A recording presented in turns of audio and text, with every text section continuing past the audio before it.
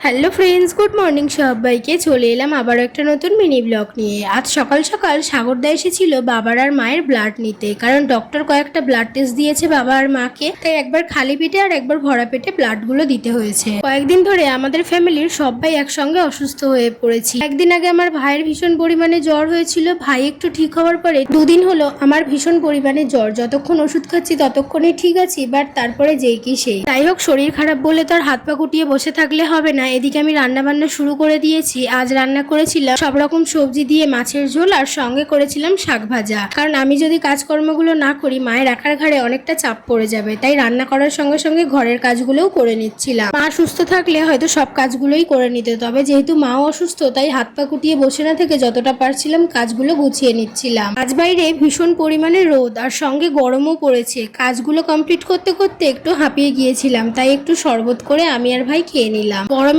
জন্য শরীরটা ভীষণ খারাপ লাগছিল, তাই তাড়াতাড়ি করে স্নানটা কমপ্লিট করে নিলাম। স্নান সেরে জামা কাপড় ধুয়ে রোদে মেলে দিলাম। দুপুরবেলা খাওয়া দাওয়ার পরে ওষুধ খেয়ে একটু শুয়েছিলাম, হঠাৎ দেখলাম মেঘ করে ভীষণ পরিমাণে বৃষ্টি এসছে। এক পশলা ভালোই বৃষ্টি হয়ে গেল। বিকেলবেলা বাবাকে নিয়ে বেরিয়েছিলাম ডক্টর দেখাতে যাওয়ার জন্য। আজ বিকেলে রিপোর্টগুলো দেওয়ার কথা আছে, তাই রিপোর্ট নিয়ে ডক্টর দেখিয়ে একেবারে বাড়িতে ফিরবো। আজকের ভিডিও কেমন লাগলো জানিও। ভালো লাগলে like, comment, share and subscribe করতে ভুলো না। সবাইকে টাটা, দেখা হচ্ছে নেক্সট ভিডিওতে।